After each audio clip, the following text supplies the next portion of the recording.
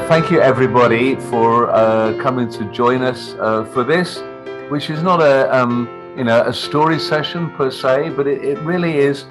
We feel it is a very important session for us. I'm speaking as the on behalf of the directors to try and get some sense of where Feast is and where we are going, or where you'd like us to be going. And we want to take you out of being, in the back seat, and to get you there to, on the front seat with us, and saying where you'd like to go. We know it's been a tough year for, I think, a lot of storytelling organizations around the world as we come out from COVID, and possibly because people, are only too happy to get back into the real world rather than meeting online. But I think it certainly has impacted Feast as much as anybody else, and that is what we want to kind of share with you and really get some input from you.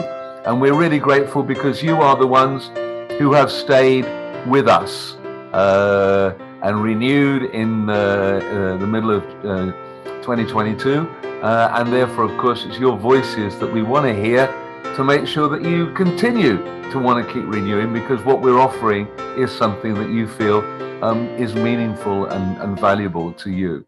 So the way that we're going to work this evening, I'm going to do a kind of very quick review of what we went through in 2022, and I'm really grateful to Krupa, who's taken my kind of rather wordy thing and has made it much more visual. So hopefully we can deal with that much more quickly.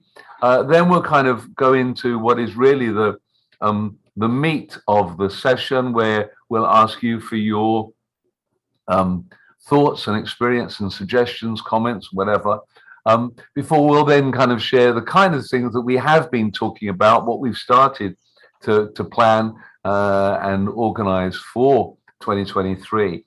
And we hope that we'll also at some point be able to share with you a kind of a financial summary, so that we can let you see where Feast is. Certainly in a stronger financial position than NSN was, for example, during the year. So, but still, certainly it's a situation which we have to keep our eyes on all the time. So costs continue to rise everywhere, don't they? Being Feast, of course, it was a very busy year. We've always been keen on our learning, so we've had our interactive webinars, which we have rebranded as Learning Capsule, as you can see there. I wonder how many of them you actually subscribe to or managed to watch. We're delighted that the special interest groups have continued to grow and thrive, particularly the games night, which was very much a members initiative. And if you haven't tried it, it's just a very fun, relaxing way to get and to meet other members and to play some games which have some slight connection with the idea of storytelling. Potluck, the improv group, which Ashima and I got going, has gone very well. It attracts a small number of people. And again, it's important to remember, I think, that a special interest group is not judged by the size, the number of people. So that if you are thinking, we're hoping going forward that there may well be other SIGs that we could start. And as long as you've got enough interest to be viable, which I would think probably is like minimum of 4 or 5 people, then by all means, there's no reason why we can't add more to this list. And Plotluck's going to be having its first performance coming up in May. The Story What podcast, I think we really tip our hats to them, a group of 9 people, never easy to get on and to work together. We'll be very honest at the moment, we're not quite sure whether the Story Walk is going to continue. So if you are somebody who would like to be part of a podcast team and to be part of generating that going forward, then please do let us know, possibly during this meeting, because we're thinking, we don't think that it can probably go on in the form that it is. And so it's just very time consuming. So whether it either finishes and it says thank you very much, or whether there is an interest to take it forward in a newly modified format, that we will be discussing, I guess, over the next month or so with interested parties. But it's been a great resource, and I think what we're looking to do to celebrate that is we'll take some extracts from it and get those up onto the website and try and give them some publicity, because, as I say, the 9 of them put in so much work, and we're very grateful to all of them for what they did. And of course, we've got the most recent SIG was the Eco storytelling group, from which hopefully we'll be able to identify members to be in the Eco mentoring mentorship that will come up for this year. So last year we had the adult performance storytelling mentorship, which, as in the previous year, went extremely well, and that's really kind of motivated us to say yes, we should continue with this. It seems that there's a strong interest, and we had the puppetry, which, if you caught the showcase when the puppeteers put together a really entertaining program at the end of that mentorship. So we're very happy with the learning and development aspect of the work we did last year. Can I go to the next slide? Oh my goodness me, so many new initiatives during the year. Story Slam grew out of having the webinar. As you know, when we have a webinar that we think might have a follow-up benefit, we like to do that, and that was certainly the case with the Story Slam. The Olio series. This was one of our major concerns for last year. We wanted to encourage more cooperation between people, and those 3 Olios for kids, the mother tongue and the one for adults, really demonstrated that, and it really was a process. What most members saw was just the tip of the iceberg when they presented the Olio, but the team of 4 or 5 tellers who were not people who normally would work together. That was our condition in putting the team together.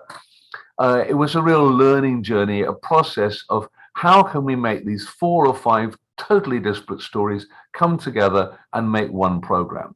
And they shared it with us. There was a kind of a review, and we would then give feedback, and they went away and took that feedback on board, and the kind of reflections that we got from all the people involved with those Olios said that it was, as a result, a very rewarding experience, which gave them not only the chance to make friends with people that they didn't necessarily know particularly well or they hadn't worked with before, but also in terms of understanding how do you create and link together these different parts and make it one show.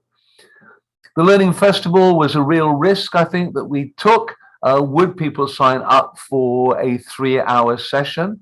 And the experience told us, yes, there were people, that there are people who want to have a more intensive or longer lasting session, and that perhaps they've reached the stage where a 90-minute session, which is our normal monthly program, is not enough for them. That might be one of the things that you could also give us feedback on, because unfortunately the numbers signing up for the regular monthly webinars has been declining. But we were very happy with the Learning Festival, and the fact that we actually managed to get a small surplus at the end was a huge relief to us, because it was quite an expensive thing bringing in the people to facilitate. They're not going to do it for the same kind of money that they would do a 90-minute session for us. And as an extra boost, we started, when we first conceived the Learning Festival, we hadn't thought of having the folklore, focus on folklore presentations. And we had 4 very interesting sessions there, and we're hoping that we will continue to add to that on an ad hoc basis and get people to contribute something from their culture, their perspective on their culture, and that we can continue to grow that resource. The Licking Away tour, I think we've talked about that so much. It was obviously a huge highlight for the 25 of us who went there, and quite a number of people I see here who were on that. Apart from Krupa and myself, Selena was there. It was a wonderful initiative. And we hope that perhaps in the future that the idea of a storytelling come walking tour will be replicated. We've talked about possibly doing one in Singapore around the islands, and there are rumblings that something may happen in Korea along a similar line in not too distant future. Yes, the membership migration was a challenge. I won't say that's why Sheila's in hospital now, but it certainly stressed her out on a number of occasions. We're still trying to work out how do we get an event and put that up to make it accessible. It's made it very straightforward for us to add credit card payment, which I hope may have eased it for some people, and particularly people who perhaps who are non-members are using that rather than PayPal. And while this year the savings were quite small because we had to invest money in the training and they helped us to set up the website. From next year, actually this financial year, we will see very significant savings to the tune of over $1,000 a year, just because we're using Club Express, because they only charge us on a per active member basis, and their rates anyway are lower than Wildpaper. Again, if you have ideas about what we could add to improve the website, a feature that you would like to see, then please let us know. We were trying to encourage more of you to get your pages, to write up your profile page and get that information, because there really is a lot of information that you can put onto your page about what your interests are, what your strengths are, what your experience is, so that if then people come to want to find out who's in Feast, because after all, when you want to join a club, you'd like to know, well, who are the other people who are part of this, then they would be able to search and find you. And of course, if people were to contact us and say, well, we're looking for a storyteller, we can at least say, well, look, here are them and here's their page, and that's a starting point. And on that page you would have put your social media handles or your contact information, so they'd be able to follow up. We initiated the fulcrum, and in it for two reasons. One, because we realized that the five of us cannot do everything. Secondly, that by getting more members involved, this was a good idea and would help us to identify perhaps a new generation of people who will come in and gradually take over the reins or the kind of day-to-day administration of this organization. And we're the ones that have been particularly, I think, effective was the mentorship management, our membership liaison, and also the story swaps. I didn't mention the webinars and the podcast, both of which the Fulcrumites, as we call them, were very involved with. You can see there I'm putting a shout out to Pretty. It amazes me it's only a year that she's actually been with us as a director. It seems to be much longer, but she has been hugely active and supportive and taken on all sorts of tasks and roles throughout the year. And if you are not already aware, because Krupa has gone into production of another kind herself and is about to have a baby, we have agreed that she can step away for this year, though she is fortunately holding another baby which is very dear to us, which is the conference, and she will be helping to coordinate that and provide continuity with the Bengaluru conference of 2019. So we've got we don't have to keep reinventing everything, that we can draw on that experience, and Krupa is the ideal person to be able to do that. And so we're delighted that Ambuja has agreed to become in as our interim director for this year 2023, and she's already got, well, I was going to say her feet wet, which is not true. I think she's right up to the neck already, given the amount of stuff, and she's just there really to make sure, to crack the whip and to make sure that Sheila and Pretty, myself and Jiva are doing what it is that we're meant to be doing, and doing it in a timely manner. The next two, Member Spotlight and Story of the Month, these were a result of being able to switch to this new website. We want to try and just showcase something of the variety of our members and their practice and what they do. So far, for the story of the month, we've been recycling stories from the fest, because that's it's a natural resource. But I think at some point we will be coming to you and the members and saying, if you like a short story that you think would be interesting to share for whatever reason, then please let us know and we will consider that, because it would be nice to have some new stories that we haven't seen you tell before. Look at how we can expand and make the website more, hopefully, a more meaningful part of your feast experience. And certainly having the Club Express has meant that we've been able to use their forum capability, for example, so that mentees in both the adult and the puppetry program were able to share their reflections much more easily with the mentor and their fellow mentees and with us. So that was good. Again, one of the big things that the membership liaison have been responsible for is the monthly newsletter, which we have managed to get out every month, which is great. And as you can see, I mean, we try and keep it short and concise, but we're doing an awful lot which we want to share with you. So our apologies if it does come rather long. What we realized was a lot of our professional storytellers were quite active on LinkedIn, especially when we would like to reach out to new membership as well. So, after quite some deliberation of whether we want to start something new, we have now set up a formal, official LinkedIn feast page where we also try to post all of what's going on with feast and send out our newsletter from the LinkedIn as well. So we've had a lot of positive interaction. In fact, because the conference is coming up, and I'm tempted to talk about it for a second, we hope that LinkedIn will help reach out to a larger part of the storytelling population that aren't necessarily on Facebook or Instagram. During the year, we sponsored 3 young storytellers. This is probably the one thing that we're most disappointed with. If you remember, you were with us this time last year, we were talking about we wanted to get the young storytellers together to turn more attention to them, because they're a group that seemed to have been neglected, and that we were going to start this group, the fundamentals, to try and run a training program. Despite the best efforts of both Rona and Ayushi, we were not able to get those kids to come together to agree on a time, and the whole thing kind of has collapsed and is in abeyance. But we do have an announcement about the story training program that we were originally thinking of for them and how we're adapting it, and we'll launch that later in the year.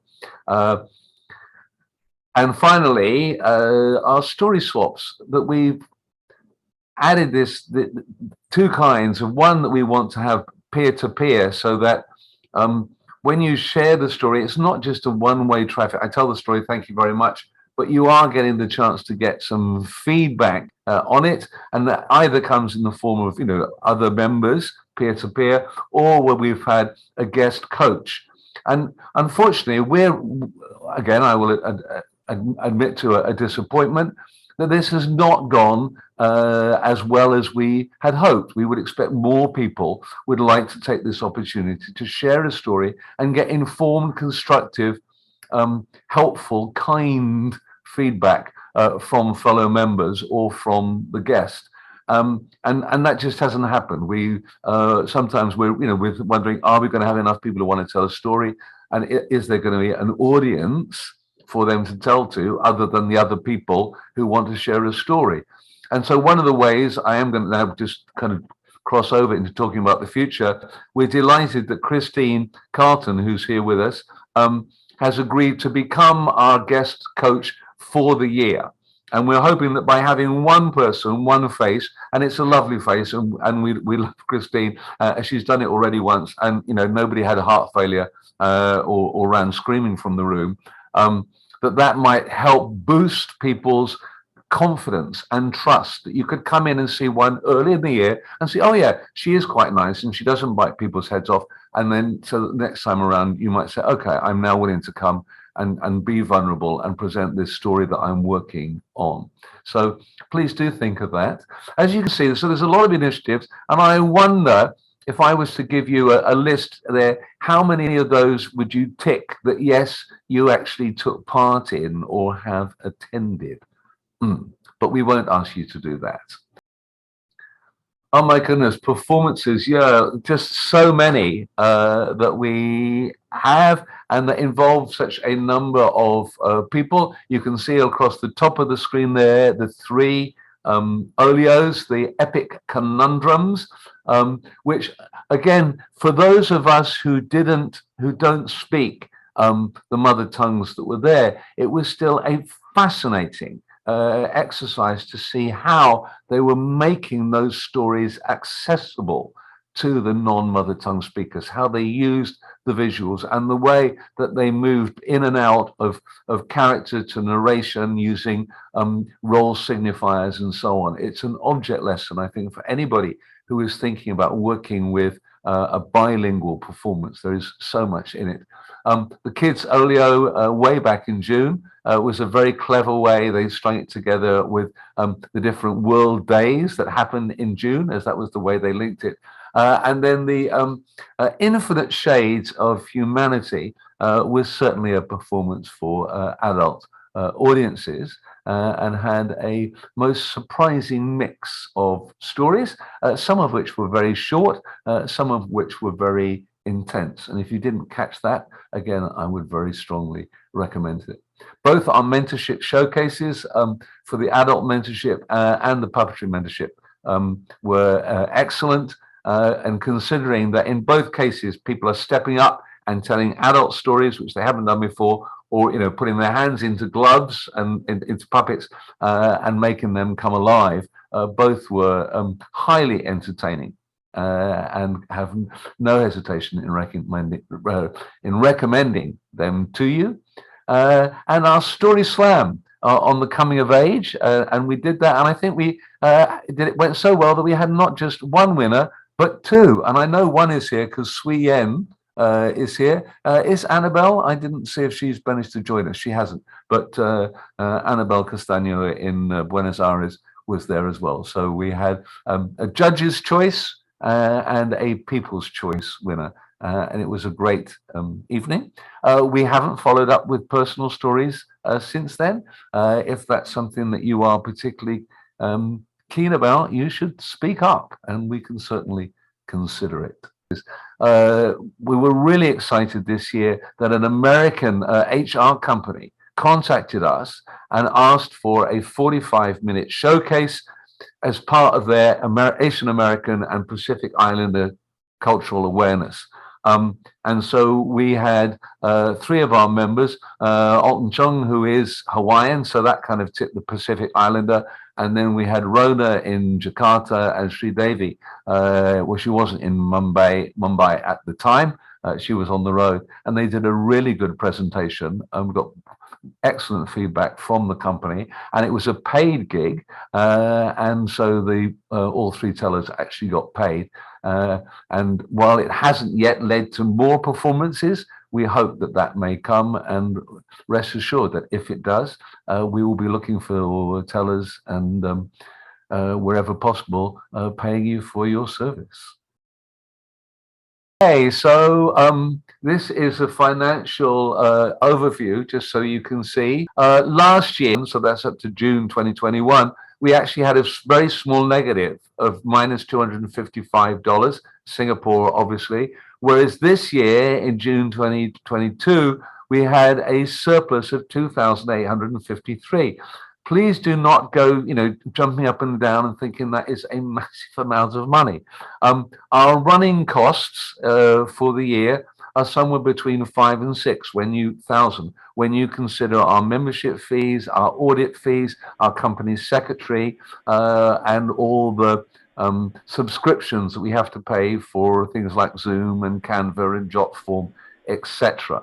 Fortunately, one of the reasons why last year's financial year did well was because of the fest, which was in October of 21, but that is the FY 22. Okay, so when you can see those kind of figures, you will understand why the something like the fest or the conference is a huge thing for us in terms of the health of our revenue. Unfortunately, as I mentioned in passing, um, income from our webinars, income from our membership has gone down quite significantly. All right.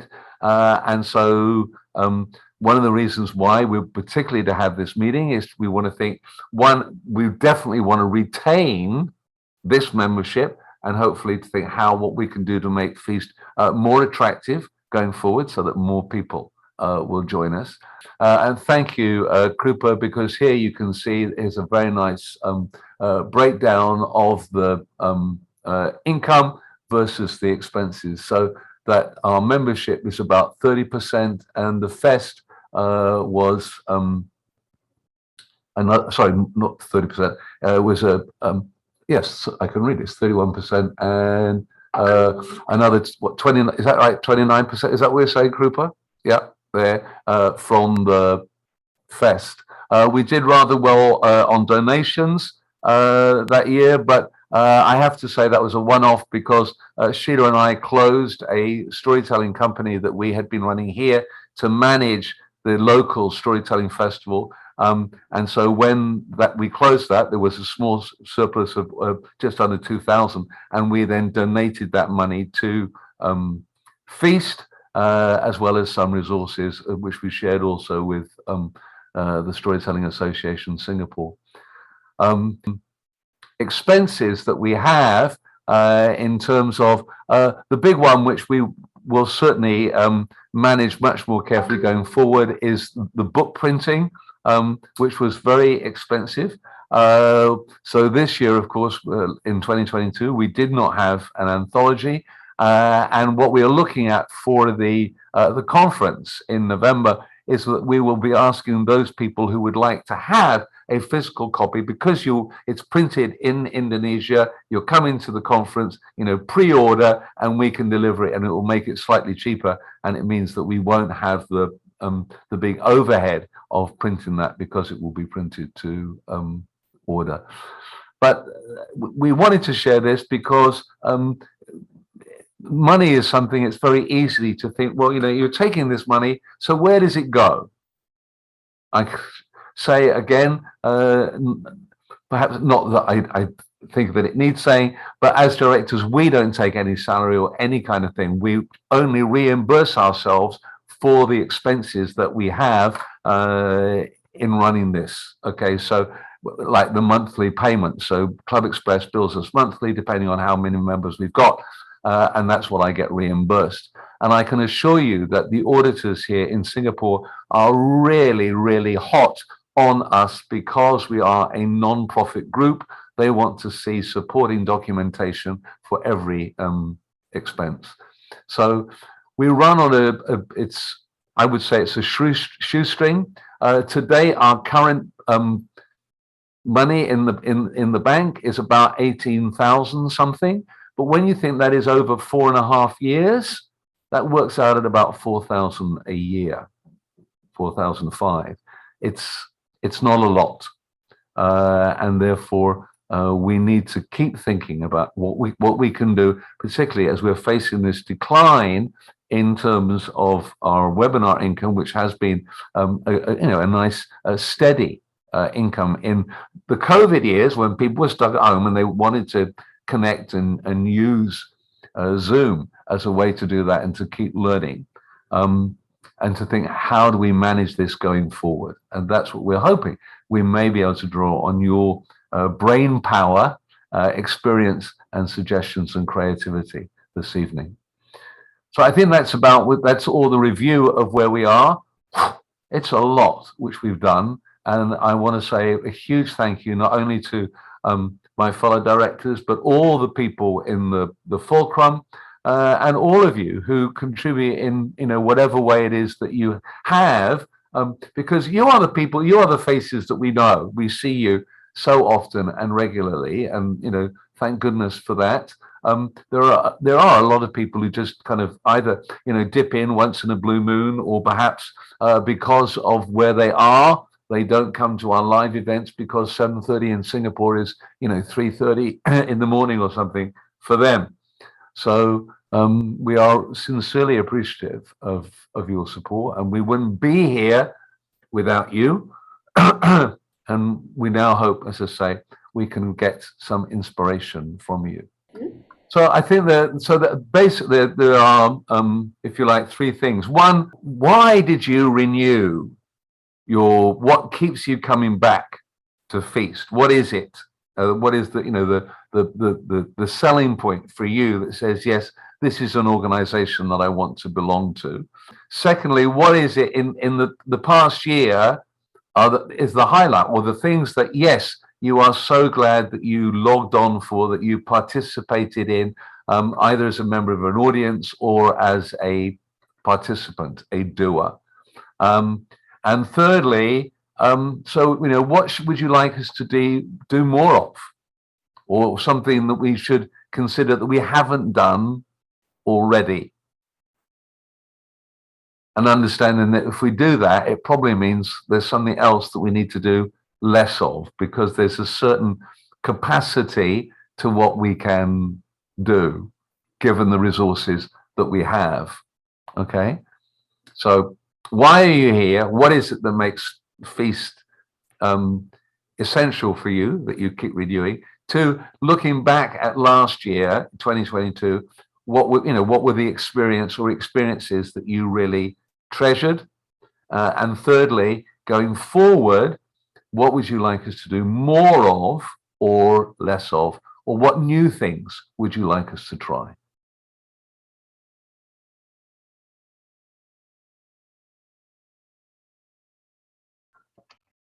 So do you want us just to go around the rooms and briefly try and kind of summarize some of the things? Yes, please. And if there are repetitions, we can always leave them out.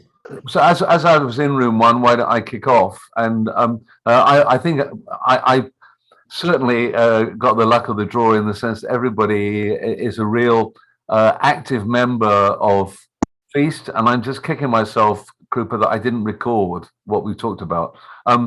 Dee, what she highlighted very much was this sense of connecting to people. Again, she is a part of the Singapore diaspora, stranded in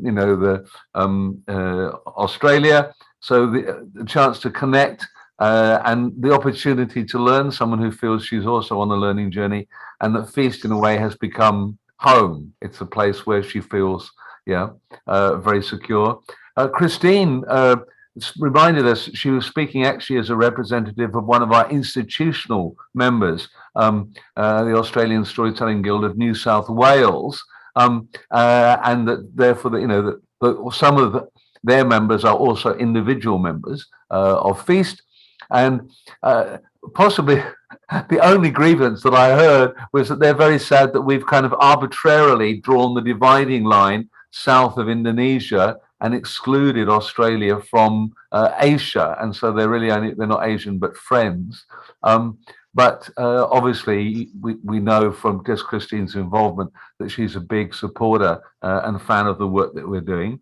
Shilpa, who's a very new member of Feast, with only like 2 years of interest or involvement as a storyteller. And so for somebody who's on her learning journey, it was the learning capsules that attracted her to it.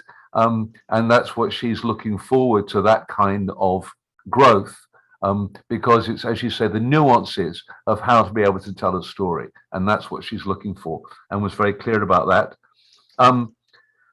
Zip, who was our first Vietnamese member, but is now one of two, because she's also brought in a student, also from Vietnam, has said that she, again, like Shilpa, she wants to know how to tell a story properly. It's something that she's been a teller of tales for as long as she can remember, but it's just been intuitive, and now she wants to try and develop those skills.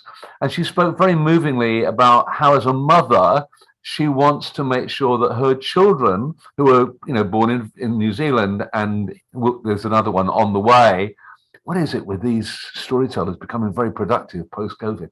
That going to be born in Singapore, and she wants her children to be aware and connected to their Vietnamese cultural heritage. And the line, Sheila, that you are going to love, that Zip came up with, she said, "What I think I can do for Feast." I wonder if anybody else said that line. What I think I can do for Feast is that she was an English teacher in Vietnam. She has a huge connection with English teachers in Vietnam. And this is something that we should absolutely go and explore and see how we can develop that connection. Okay. And then Banu, in complete contrast, she's been with us from the very first day. I remember standing in a circle in a bookshop, in the Tulika shop in Chennai, back in 2018, our formal launch on August 24th, I think it was. And she was there. She's been with us ever since. And she highlighted her personal experiences as being a member of the puppet mentorship, and what she gained, not just from Priscilla, who was the wonderful mentor, but also from the other people there who were with her, working with her. Secondly, as part of the Olio, and what that journey was like and the growth. So definitely going to get a testimony video from her, from what she spoke about that. And thirdly, because she's also been on the in the Fulcrum, and it says that this experience has enhanced the organizational side of her, given her skills, and it's been a really good experience too. So, as I say, I got 5 people who've just got wonderful stories to tell. Thank you for that summary, Roger. I'm going to move to room 2, and I'm going to nominate Lavanya Prasad because we didn't have Jiva to send into that room today. Yeah. All right. So room 2 had Giovanna, Jay, Meher, and myself. So I'll start with Giovanna. So Giovanna, she's been there since 2018, and she was the initial, she was the European, she represented the European community in Feast initially. And it was something that she said touched my heart. She said that she was unwell for a few months and going up and down, and was not able to participate well in Feast last year. But every time she receives a mail from Feast and mail pops up, she feels that she was part of the storytelling world, even though she was not able to do much. So she said that it was so heartwarming for her to see mails popping out and see the different things that the community has been doing, whatnot. So she said that the enthusiasm with which the entire Feast team was working was really infectious for her at those low times. So that is what she said. And she felt very much connected to the storytelling world despite being unable to contribute anything. So then Meher said she joined Feast in the year 2019, and to her, Feast has fostered a lot of new friendships and collaborations. And the main thing that Meher pointed out was how she was able to upskill herself as a storyteller, learning from peer storytellers, attending learning capsules, and being a part of the different mentorship programs. So to Meher, it was more of upskilling herself as a storyteller and new collaborations and new friendships that she gained through this. There was one more thing which Meher said that we Feast could possibly think of doing.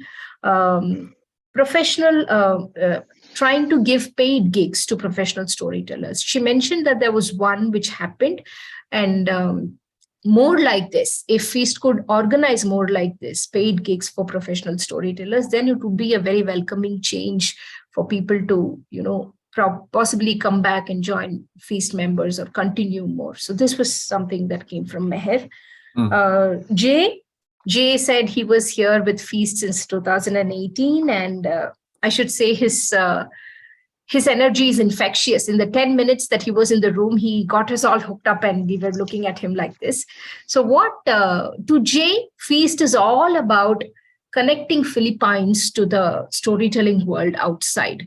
So he says that every time he logs on to the feast website and he finds different people who are from different parts of the world, he just have to go click and see what these people are doing, and it just gives him the enthusiasm to do something in Philippines for storytelling, because he says that the storytelling community is not developed as much, and even storytelling is not as developed much in Philippines with respect to other parts of the world. But being a member of Feast, he was able to do a lot, and he's really doing a lot.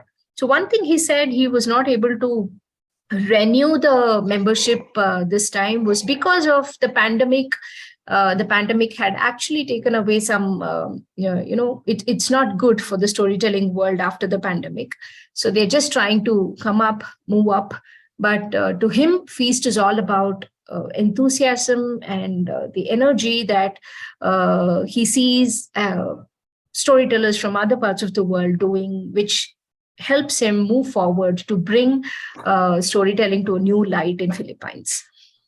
So finally, with respect to me, I have also been a member of Feast right from the start since 2018, and very, very dear organization, I should say. One, because this is a place where I see the directors are always welcoming any new initiatives. So you have a new idea and you want to say that I have this idea, I want to work towards this idea. What do you think?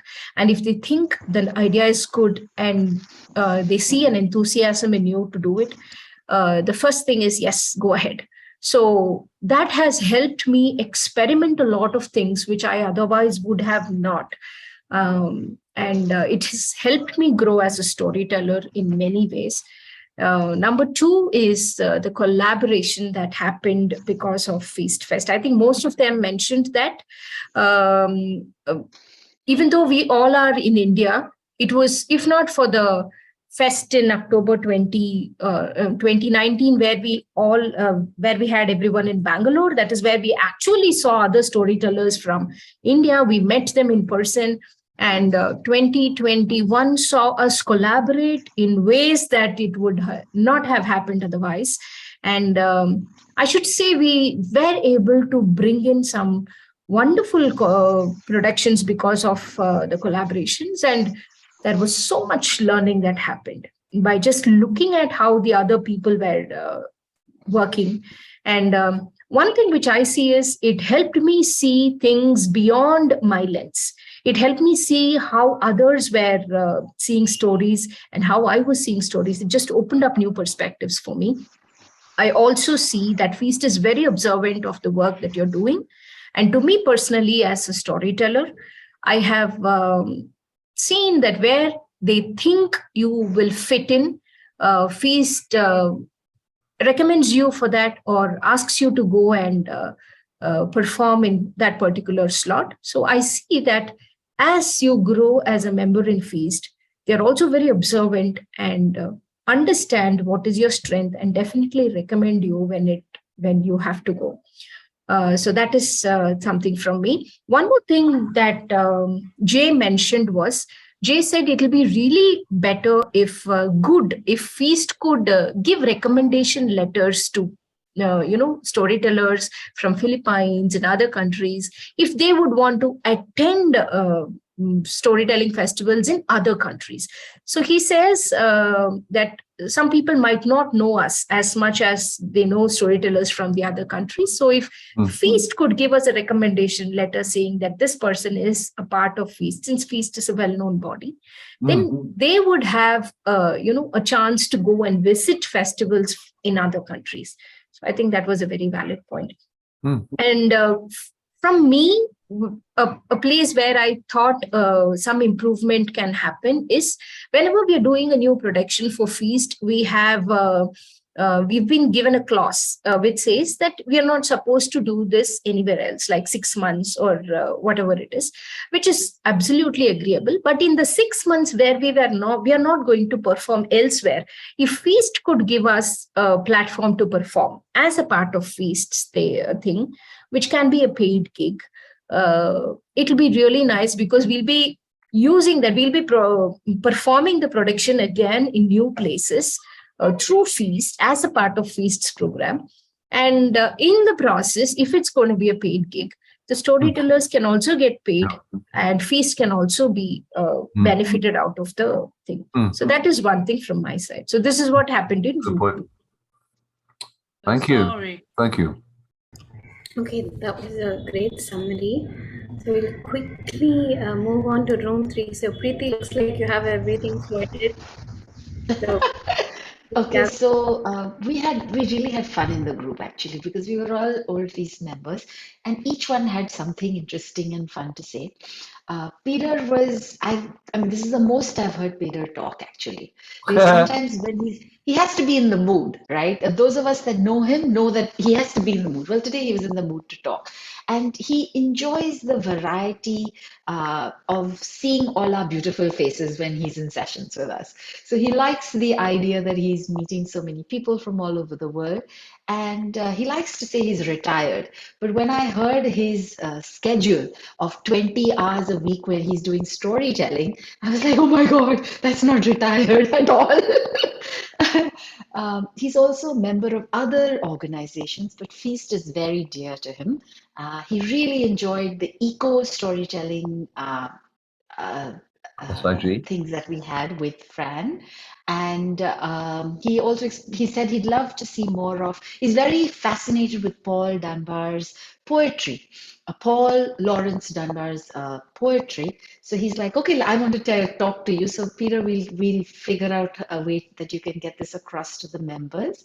And he's very interested in getting younger people more involved in storytelling.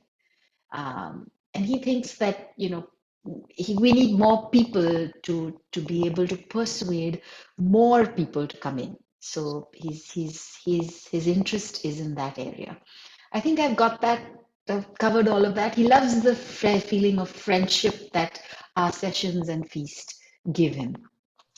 Then we had Nancy. Nancy thoroughly enjoys all the similar, the looking at all the different faces, the international tellers, meeting everybody, the different versions of the different stories that she keeps hearing. She was a little disappointed that she wasn't very active this year because of work and time clashes. But she absolutely loves plot luck. So Oshima, go Oshima and Raja. She loves to try new things and she wants to do more of that. And she's a very, very good salesperson for Platla. So between the two of us, I'm sure we've convinced Peter and Nandini to come join us in our next session. Uh, then we had Nandini, who believes that Feast is a very unique organization, and she had so many lovely things to say about us because she felt that we bring uh, so many people from different places together. Her interest at the moment lies in perhaps she's not certain, in an SIG for healing and therapeutic stories, or even corporate stories.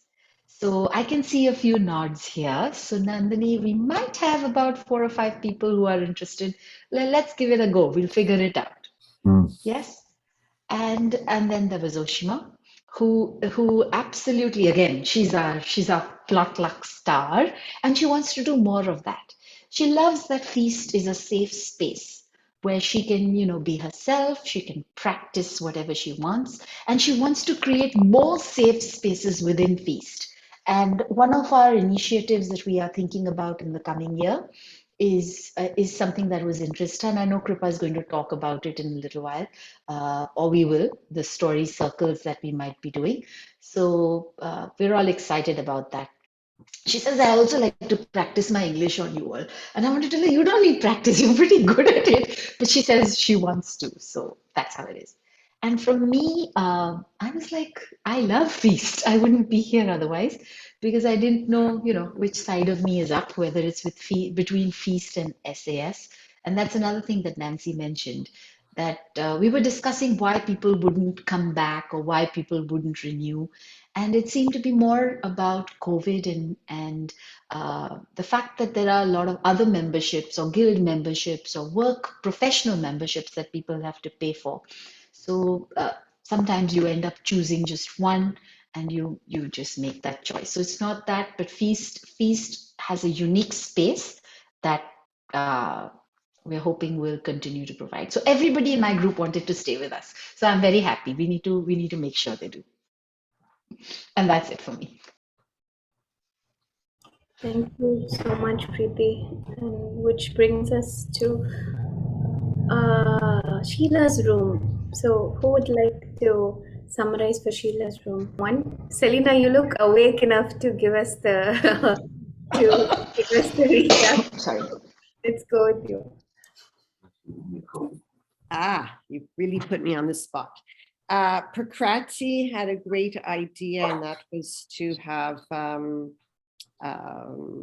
grant writing proposals, some skill building in that, which I think would be amazing, because whether you apply to a festival or anything, that's always great skills to learn. Everybody is a member of Feast and loves Feast, of course. Let me just see who was in our room, because see, I don't know everybody, but Sanjita was in our room, and she is a new member, and from what I gleaned, and for the past month, and she is very excited to be part of Feast. So I think you could snag her and get her more involved, which would be wonderful. Parvati, she, I think, has been a member for a while, and she I think she was involved in, she said she learned a lot of skills and things like that from Feast, so that's She was great. in the podcast. Networking, she said something about networking. You see, I'm not a very good listener. I was busy concentrating on who's who. And then Sheila, well, Sheila's great, so we'll just leave it at that. And for myself, well, what first of all, I was on the Lakin Way, which was fantastic. I love Feast. You came into my life during COVID, and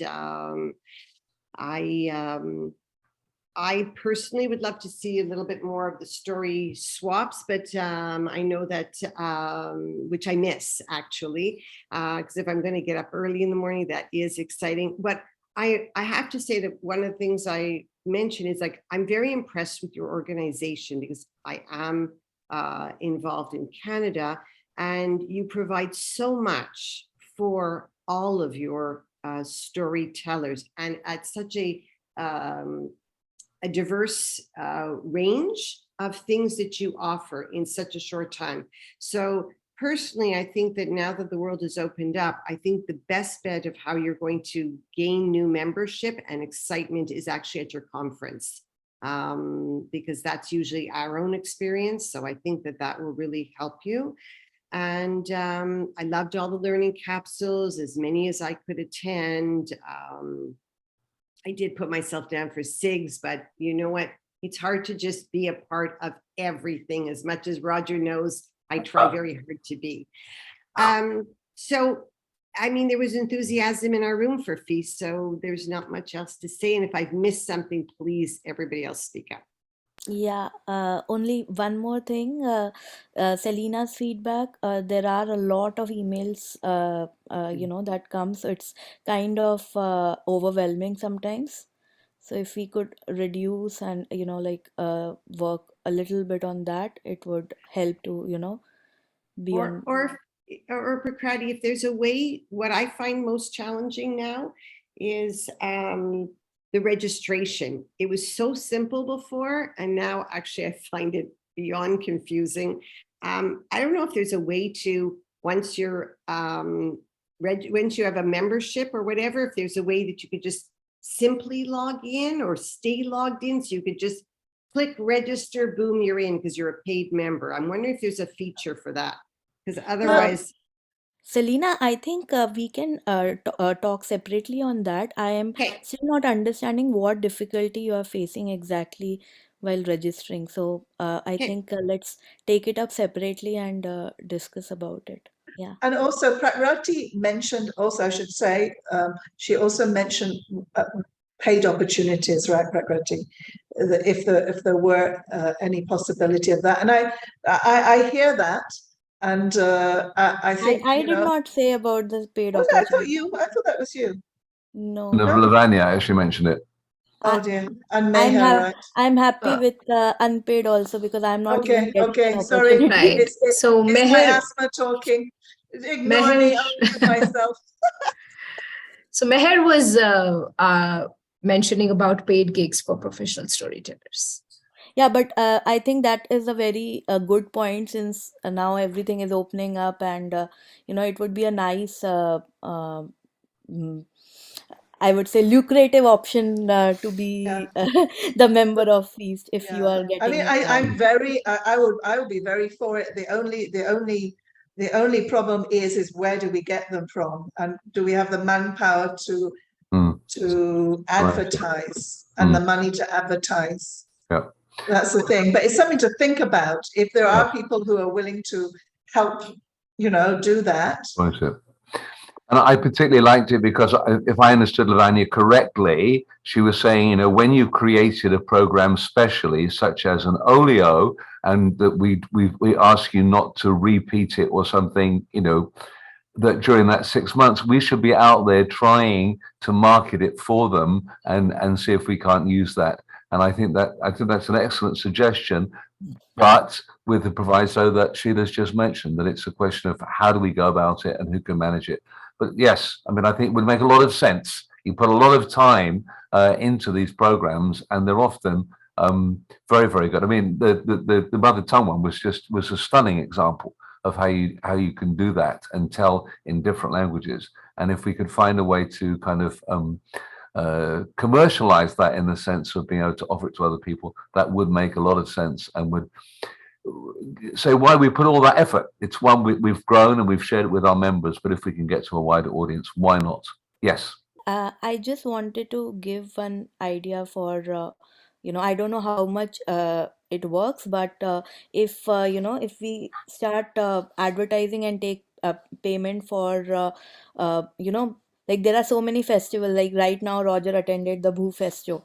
So if we just, like we'll feature it on our Feast website and we get paid for it, I think that might add a little bit to our account.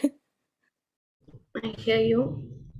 I'm just thinking about how easy or difficult or manageable it's going to be. Okay, which brings us to our last room. And Ambu, you have to go like an express train to summarize this, okay? Yeah, really quick. There were 5 members, including me. 2 are members and 2 are non-members. Stefania and Svian. Stefania really adored the mentorship, adult mentorship that she went through. And as everybody has told, Feast is very open, it's very informal, and it helps in lots of collaboration. So whatever others have mentioned, to put it very simple, she's very happy about Feast. That's what the message I got.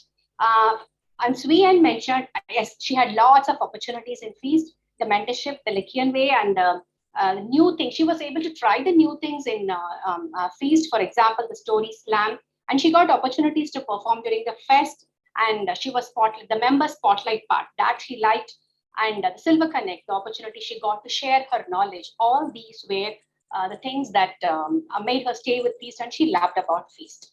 Both of them, Stefania and Svian, had the same suggestion for improvement. That is, Feast should have less webinars, maybe, once in 2 months. There are too many webinars. So we can, because they're not able to attend. So less webinars. And Stefania came up with a good suggestion, like less webinars and more follow-ups. Like you have a webinar and then there should be a follow for the webinar of like putting things to practice. So that would really help. Instead of having too many webinars, a webinar, a follow-up, that will work better. So that is the, that's a very good suggestion that Stefania came up with. And Svian mentioned, like, don't give many webinars and please don't stress yourself. You all take it slow. That's what she mentioned. Okay, so there were two people. I'm sure they are going to become members very soon, Lorraine and Vanita. And there was But then it was more of talking from my side because Vanita had a lot of questions about feast membership and how feast works and all. So that what happened with both of them. And with me, of course, I'm on internship, so I can share what I want. Two things. One, yes, feast is open to lots of ideas. There's no hierarchy, and we can try all new things. Lavanya summarized everything. It was like she was speaking my mind when she was telling that. So lots of new things which I would have never tried, I was able to try with feast. And see, the second thing I forgot. So yeah, I love feast, and I want to stay with feast forever and ever as long as feast survives. Yes, that's it from my side. That was pretty fast, Kripa. Thank you, Ambu. One thing Stefania put in the chat that she hopes that the game night is going to carry on. Yeah. I'm just, Roger, can you speak about the future on my behalf? I have a slide for you. Thank you very much. I'm setting up the lucky draw, right, as you Okay, said. right, very good. Okay. Give me a moment. Yeah, thanks for all that feedback. And while there is an element of we're speaking with the converted amongst you, as you can see, you've highlighted a tremendous diversity of reasons about what makes feast unique or special, and for that we thank you.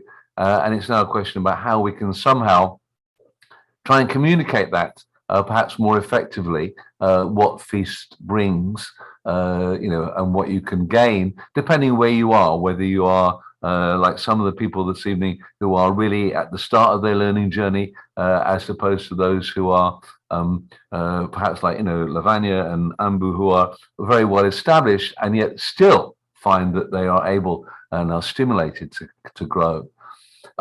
So what we've got planned, yes, the eco-mentorship will kind of grow out of the SIG. We are meeting with Fran almost literally as we speak, just to define what are the parameters of that, and we'll get that underway very shortly. So somebody just mentioned now the idea of a story circle, and we wanted to call it Just Tell, so that people could come along and to share, hopefully, a work in progress, and get some kind of, as we've said, gentle, supportive feedback on it. But again, by calling it Just Tell, there's not a kind of pressure of expectation. As you said, we shouldn't stress ourselves out. So the important thing about Just Tell is that there won't be a registration, and you don't have to say your story up front. You just turn up and just tell. We will wait 15 minutes, and if nobody comes, we will shut the meeting down. So if you can do it on the spur of the moment and just come and just tell a story that you never told, you just read 5 minutes ago, okay? Or it's something you're working on. We want to make it, both easy on the people who are running it, so they just have to be there and set that sign. They don't have to do lots of advertising and stuff, and easy for the tellers. And I presume if we get a lot of people turn up, we'll just put names in a hat and draw it out. Yeah, or we could go into breakout rooms. Or we could go into breakout rooms. That's true. So we can get everybody a chance to tell. Yeah. I'd forgotten that. Thank you. Thank you. Then the beginner's foundational course. So based on our chastening experience with and not being able to kind of get things moving forward with our young storytellers, Sheila and Kieran and I have gone back to the drawing board, and we're working on a 10-week, 10-session program of 90 minutes each. We are getting excellent input from Priti and Ambu and Meher, who will be coming in to actually administer the program, because obviously people are going to be registering for this. There will be coursework, there will be videos that have to be released at certain times, and so on and so forth. We are expecting to start this in August.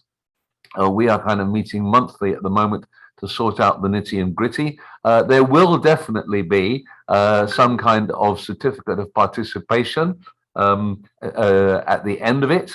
And I think due to the experience that, particularly Sheila and Kieran have in terms of training teachers at this level, I think it is going to be a very comprehensive course, given the time. And we are looking to find ways that we can involve feast members, so that there may well be, we could bring in a member to do just a short section on a particular kind of story that they tell well, just that we can share how the many different ways that we tell a story. And of course, we would be using Asian stories as an example to kind of support that. So we hope that in the process, it will not only encourage people to experiment more with their storytelling and go further on their journey, learn the nuances, as Shilpa said, but also, of course, that we will be promoting feast and Asian story in the process. We are continuing with our story swaps and the idea of the open, which you were registered for, and the guest coached, which, as I mentioned, Christine Carlton will be coordinating. We want to continue with our adult mentorship, because that in the 2 years that we've run it, the participants have gained enormously, and we've loved seeing the showcase, which they also put together themselves. So not only are they learning about being a storyteller, but they're also learning something of, how do we get from one story to another and make that a kind of a sequence. Potluck goes from strength to strength. And I think, as we've kind of referred, as we were just saying now, that if there is a group that wants to do, health or counseling or whatever it is with story, it doesn't need to be a large group. If it's because post-COVID, it means that there are, smaller groups, and we have many smaller groups coming in. That's great. If Feast can cater you and you can be there with 4, 5, 6 other people who share your interests, your passion, your curiosity, then surely that will be a service. We don't have to think that everything, we shouldn't be judging by the number of people who actually show up. And then, of course, yay, we have the conference that is scheduled for November 23, 24 in Jakarta. I was actually with Ario at Bufesto over the past weekend. We had a couple of very good conversations. We've met a couple of very exciting storytellers who we're hoping will now submit a proposal so that we could consider them doing a workshop. And what is particularly exciting, nothing confirmed as yet, but Ayo Dongeng, which is the Indonesian storytelling organization, has chapters all across the archipelago. And it is quite possible that there will be opportunities for people coming to the conference to be able to go and perform in one of these affiliated centers, whether that be in, somewhere boring like Bali or Yogyakarta or, I was going to say Sembawang. I don't mean that, Surabaya. All over. So these details are still being worked out. He has said that there will certainly be a lot of opportunities for people to tell at the conference alongside the Indonesian tellers. We don't have the specifics yet. We are working hard at it. We are fairly confident that in terms of the pricing, it is not going, yes, it will be, I suspect, more than what we paid in Bangalore in 2019, but that it is not going to be, it won't be a double or whatever the kind of, I don't know what inflation you're experiencing in your country. So we are always sensitive to the costing issue. Certainly hotels, we think actually we can give a comparable standard to what we had in Bangalore, but actually cheaper than there. So the hotels seem very reasonable. We are hoping that we will be able to raise some money specifically to support some young storytellers or storytellers from countries which we've not seen represented at the conference, to be able to come to that. So please stay tuned for that. Book those 2 days, the 23rd and the 24th. Thursday, Friday is the conference. Saturday, Sunday will be the festival. The Indonesian festival is a free festival. And as I say, we have requested that there be a good number of slots for our members to be able to tell at the conference. And so if you want to have that, I have told an international storytelling conference on your CV, then there hopefully is going to be a good opportunity to do that. Roger, can I just bump Yes. in? I think you misspoke. You keep saying telling at the conference. You mean telling at the festival? I mean at the festival. I do apologise for that. Yes, I mean at the festival. There will. I'm sure we will have a story swap or two during the conference. That people like to do that, but that is internal. Yes, of course. I meant that there will be opportunities for some of us to be able, some of the members to be able to tell during the festival. It's a big festival. We have also, at our last meeting with Ario and his two right-hand women, that we have a session specifically for adult storytelling, because usually the festival is very family oriented, and they are very open to that. They would like to have at least one session, possibly two, that are adult oriented. So for those of you who like to tell adult stories, we are also, we'll get a better sense of how much storytelling we can do straight and how much will need to be with translation, okay, or interpretation. So, because of we have been hearing feedback, like someone just mentioned a while ago, that the number of webinars was quite high, and we haven't been able to meet the kind of income that we have been seeing during the pandemic. So there's been a conscious decision to bring down the number of learning capsules for the year and bring down the number of story swaps, especially the peer-to-peer coaching, which we hoped would help.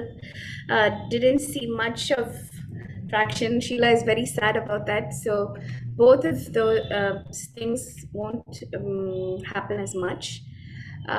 We were also hopeful that the young storytellers group would pick up, but we have a very small team of young storytellers now, and I think they're all in school, so we haven't been getting a lot of response from them. Hope maybe the foundational course will help bring young storytellers in, so let's wait and watch. A story caravan was an initiative for storytelling for kids, but we simply did not have the bandwidth or manpower to handle that, like Roger mentioned earlier, so that never picked up. And the Feast India chapter closed down, but this was a decision by the members of the chapter, so it was supported. The eco storytelling SIG, the future of it really depends on the group and what decision that they want to take forward.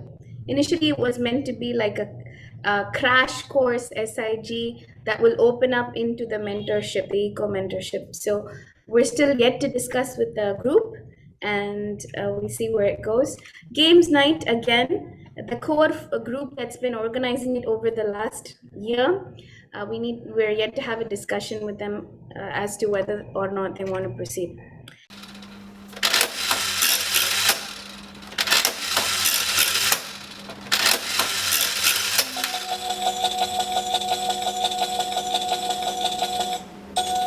The winner is Christine Carlton from Down Under. Okay, we really hope to see you in Indonesia, Christine. All right. Thank you, everyone. First of all, thank you, Roger. I'm so surprised that you are this active and awake despite having such an early flight flying in. But this is what we've talked about, isn't it? It's the energy that we get from each other, and it's something that we as the directors have taught time and time again, that we feel really blessed that whatever else Feast has done right, or we've managed to attract some really, really good people, and we feel blessed. We look at you, those of you who are the real supporters. Thank you for being here. We say a very warm welcome to those who just joined us tonight or who are very new to us, and we look forward to having you in our family and seeing you more regularly.